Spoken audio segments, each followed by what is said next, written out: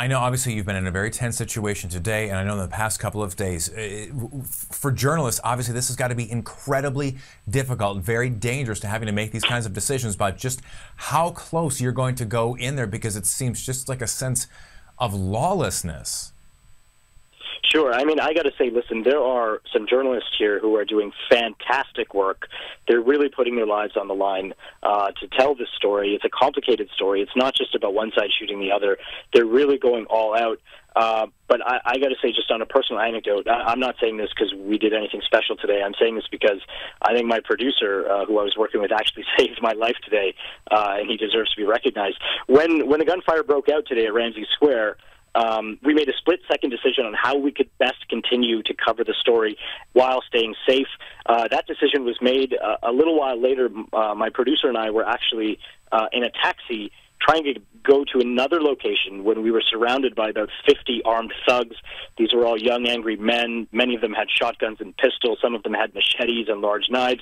They surrounded the vehicle. They wouldn't let us pass, started yelling at us in Arabic, accusing us of being spies. And, you know, there was a split second there where I thought, you know what, this is it. We're not getting out of this. At one point, they actually tried to force their way into our vehicle by opening the door. Thankfully, the door was locked. Otherwise, they would have just grabbed us outside. In Arabic, it seemed like the leader of the thugs was saying, no, these are spies. These are spies. I want them out. I want to question them.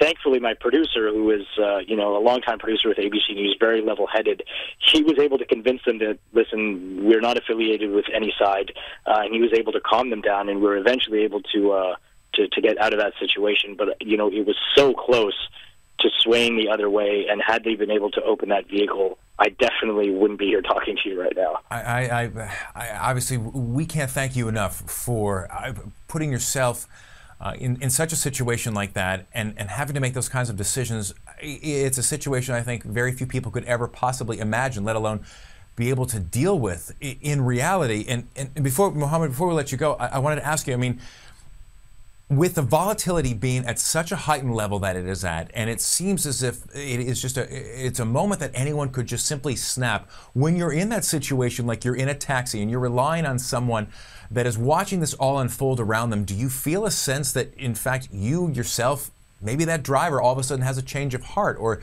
someone that you're working with closely could get swept up into this? You know, it's a very good question. Our team here is very close-knit. We've all worked together in the past. They're an amazing team, an amazing crew. I feel 100% safe whenever I'm with them. We all have each other's backs. We will never even pressure each other in the slightest way to put ourselves in danger. We try to make rational decisions as best as we can. And I think, you know, the one asset that I realized today that's helped me a little bit, I like to think it's helped me a little bit, is that, you know, I don't look like a typical North American, you know, whatever you want to call it, because of my name, Muhammad, the way that I look, it helps me blend in a little bit.